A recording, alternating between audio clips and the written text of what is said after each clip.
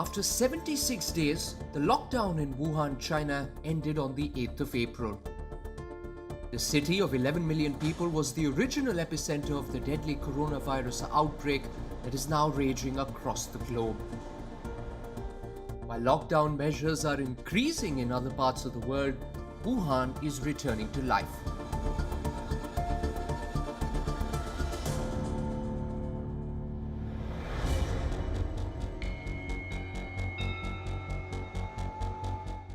And the wet markets are back in business. In these visuals, vendors can be seen selling live crayfish.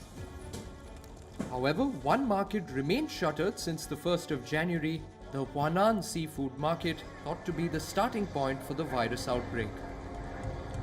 A wet market, sometimes referred to as a wildlife market, sells live and dead animals, including fish, birds, badgers, bats, pangolins, and turtles for human consumption. Wet markets provide breeding sites for zoonotic diseases.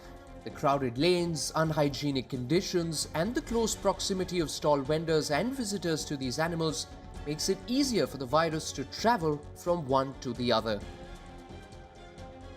Researchers believe the new virus probably mutated from a coronavirus common in animals and jumped over to humans in the Wuhan wet market. The 2003 SARS outbreak had also emerged from a wet market.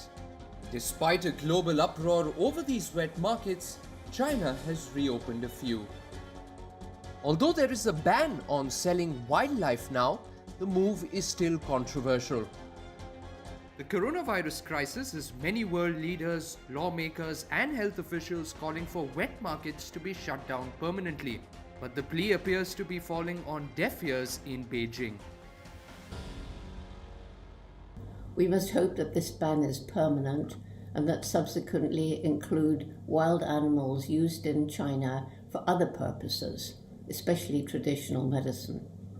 This would set an example to all countries where wild animals are exploited for food, research, medicine, for their skins, or for trophies from animals hunted by the wealthy, such as rhinos for their horns, elephants for ivory, and others for heads stuffed and hung on the wall.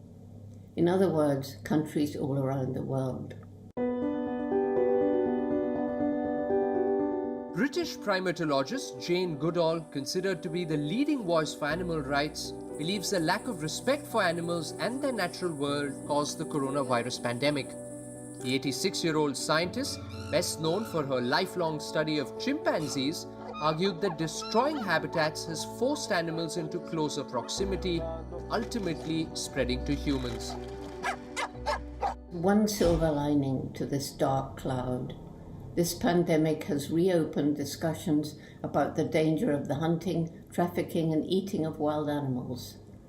COVID-19 is one of those viruses that have crossed the species barrier and jumped from animals to humans. Evidence suggests that the host in this case was a bat, or possibly a pangolin, for sale in the wet market in the Chinese city of Wuhan, where live animals are sold for food. The SARS pandemic originated in a wet market in Guangdong, probably from a palm civet. The terrible HIV/AIDS pandemic came from viruses that jumped from monkeys and chimpanzees sold for meat in Central Africa. Chimpanzees and humans are closely related.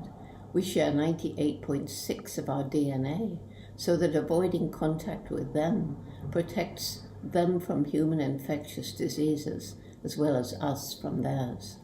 So we must act not only to protect ourselves, but also great apes and other species as well. United Nations Environment Chief Inger Anderson echoes a similar sentiment. She believes that nature is sending us a message with the coronavirus pandemic and the ongoing climate crisis. Anderson, executive director of the UN Environment Programme, said, and we quote, "Never before have so many opportunities existed for pathogen to pass from wild and domestic animals to people." It has been established that 75% of all emerging infectious diseases come from wildlife, which is why top conservationists have been urging authorities to put an end to live animal markets and the illegal global animal trade. For now, the coronavirus outbreak has prompted China to permanently ban trade of wild animals as food, but they can still be used as pets and traded for medicinal and ornamental uses. This presents a potential loophole, as traffickers may continue to exploit the exemptions to sell or trade live wildlife. The cultural roots of China's use of wild animals run deep and are not easy to weed out. We can clearly see the great risks to the health and well-being of the rest of the world as a result of these types of places and facilities. It is important that when you're handling these types of food supplies and how they are provided to the public and how they're treated, these things can be very dangerous, as we've seen. While emboldened wild animals are venturing into lockdown cities worldwide, stray animals are at a risk of starvation. Home to more than 150,000 stray cats, Istanbul is famous for its felines perching on rooftops, prowling narrow back streets, and resting at the entrance of nearly every building in the city. Now, the symbols of Europe's largest city are left without food and water as coronavirus has forced the city's residents into quarantine. Istanbul's Fatih municipality is trying its best to step in and save the strays by distributing food for cats, dogs, and even pigeons.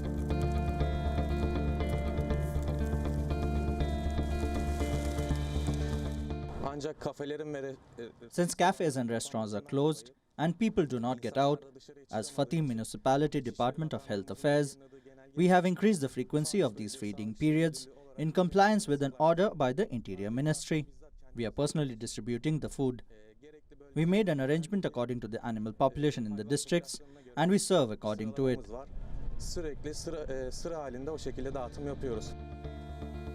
Turkey has reported over 78,000 cases of COVID-19 as of the 18th of April. 60% of these are from Istanbul. Misconceptions about the disease have also led to pets being cruelly abandoned all over the world. In Belgium, many are avoiding cats after this news broke out.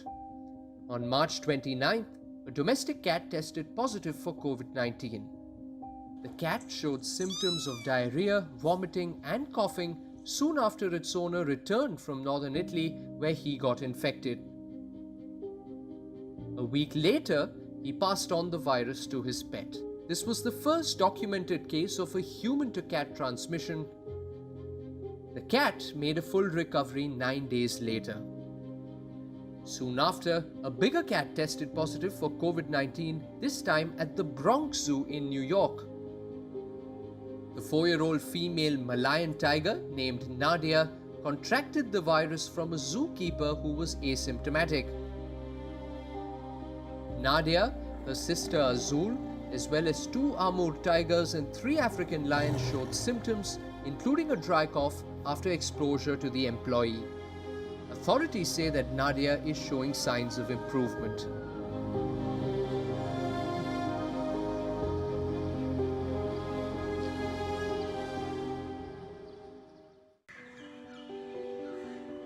In India too, hungry stray dogs, cats and cows have been wandering to new places in search of food. These are the animals that are largely dependent on humans for food, but with most Indians locked up inside their homes, there is hardly anyone around to feed them.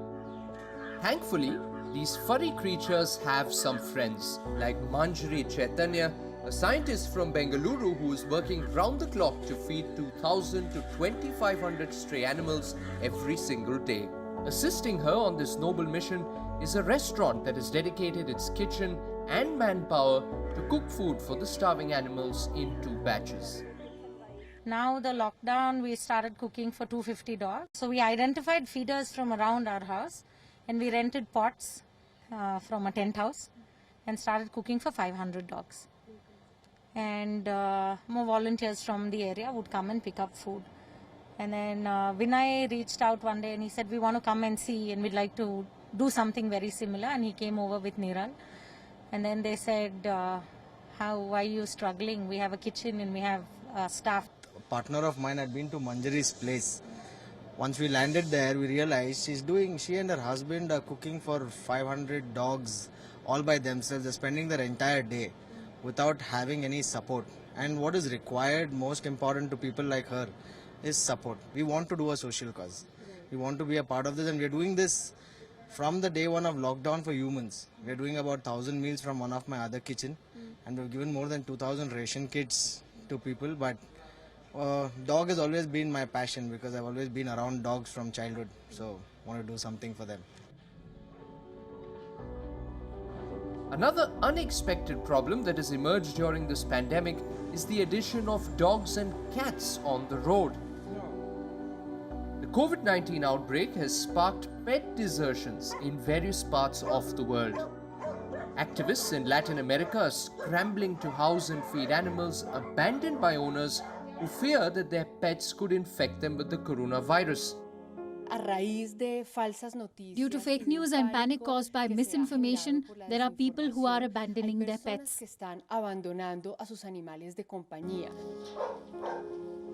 Padilla said she is responding to more than 150 messages a day, and reports of abandonment have doubled in recent times.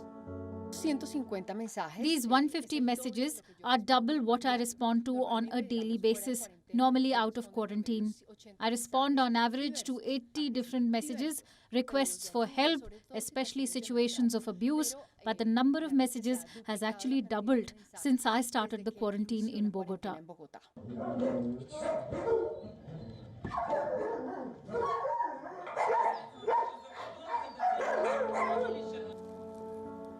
Similar panic was seen in other cities too.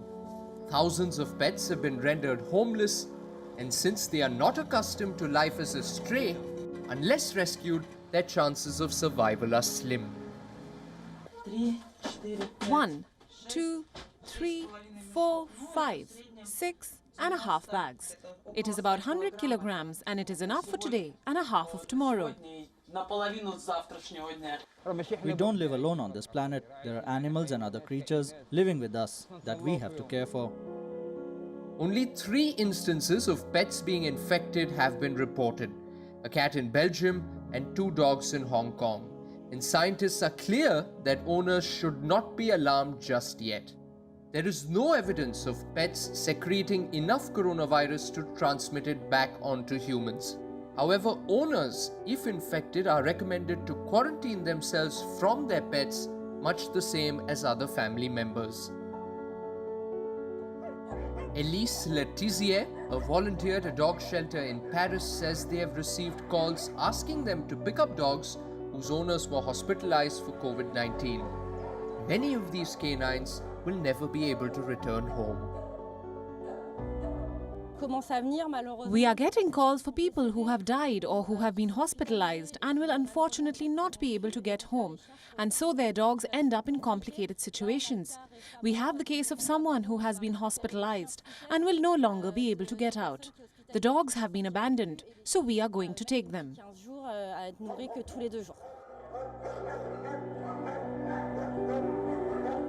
This dog shelter is in full capacity with 49 dogs waiting for a new family. But in the 4th week of a strict lockdown in France, visits for pet adoptions have been suspended. With animal adoptions on hold, shelters are worried about man's best friends being the collateral victims of the coronavirus outbreak. The big worry is that people can no longer bring dogs here. We had to stop the visits, which is normal. But we are an independent shelter which lives off donations. So if we can no longer welcome the public here, which is perfectly understandable in the situation we're in, people don't come. There are no more food donations and no more financial donations. So the situation can deteriorate quickly. According to French law, a stray dog sent to an impound only has 8 days to be transferred to a shelter or be adopted before it is put down. Many of these dogs may eventually have to be euthanized for lack of adoptions. Animal shelters in all the lockdown cities are facing similar challenges. At this animal shelter in South Africa, the employees have quarantined themselves along with dozens of dogs, cats, and horses to make sure that the four-legged residents are not left to fend for themselves during the virus crisis.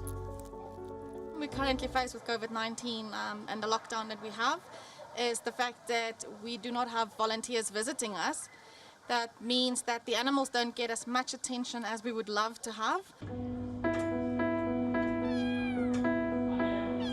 On the other hand, various places are reporting an unprecedented interest in fostering and adopting shelter animals as well.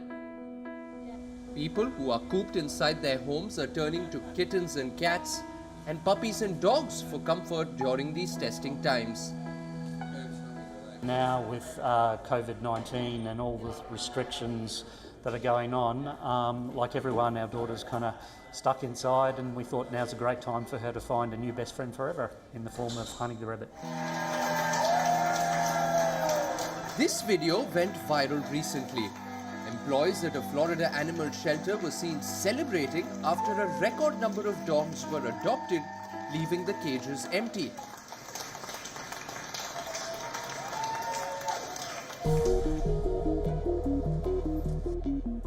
In India, macaques are a particularly familiar sight in human-dominated areas, especially near temples where people often feed them. But with devotees no longer being allowed to venture out, a troop of hungry monkeys was sighted near a deserted temple complex in the Gorakhpur district. Even in Thailand's Lopburi province, hundreds of hungry monkeys were seen fighting over a single banana. Coronavirus has caused a huge drop in the numbers of tourists who feed them. Footage shows primates crossing a road to chase a single monkey who has managed to get hold of a banana. As people across the world remain indoors to slow the spread of the coronavirus, these animals are struggling, but there are many heartwarming stories as well. With roads and public places lying deserted, videos of animals reclaiming spaces have been trending on social media. In a never-seen-before sight, coyotes were spotted in San Francisco.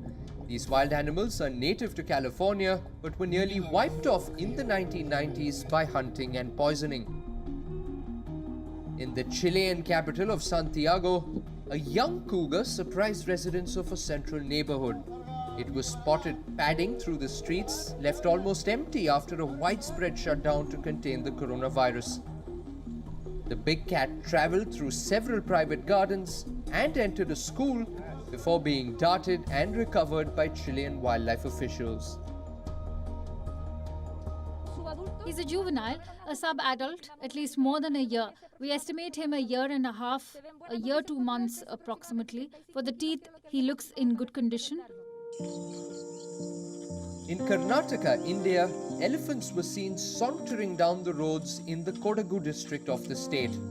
The herd of elephants, along with their calves, walked on empty roads as officials recorded their movement on their phones. Another overwhelming scene from India, with no human intrusion due to the lockdown, lakhs of endangered olive ridleys in Odisha's Rushikulia rookery have returned to dig nests and lay eggs. In Mexico, a beach has been taken over by crocodiles who came out to bask in the sun in the absence of human beings. The Mexican government has shut down all its tourist spots since the beginning of April. With the humans locked away, these animals are definitely up to some play.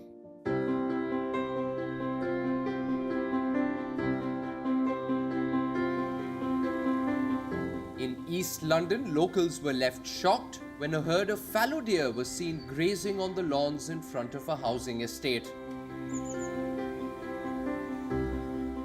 My little girl thinks that Santa sent the reindeers because we're all locked down, so we can keep an eye on everyone and make sure everyone's safe.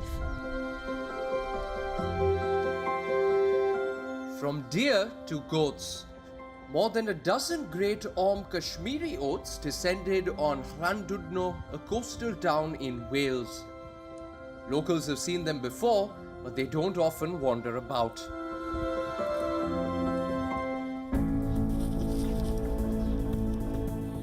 These dogs are on duty. Scientists from the London School of Hygiene and Tropical Medicine claim that specially trained sniffer dogs could help identify carriers of COVID-19, helping in containing the spread of the disease. In the past, they have been trained to detect diseases like cancer, Parkinson's, and bacterial infections by sifting samples in the center's training room and indicating when they have found it in the real world. We know that dogs have this amazing ability to smell and to learn smells. And so if COVID-19 has a smell and a distinctive smell, then we would be able to train dogs to detect it. 6 weeks should be sufficient in order to train these dogs, get them out actually working and finding this disease real.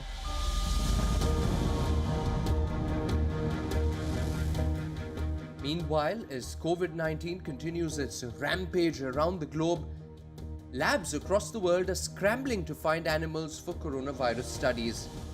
Numerous vaccines for COVID-19 are under development, and many have been cleared for animal testing by the World Health Organization. Even as you watch this show, chances are vaccine samples are being inserted into ferrets, considered to be ideal candidates for evaluating antiviral treatment. For the sake of humans and animals, let's hope that a cure for the coronavirus is not too far away.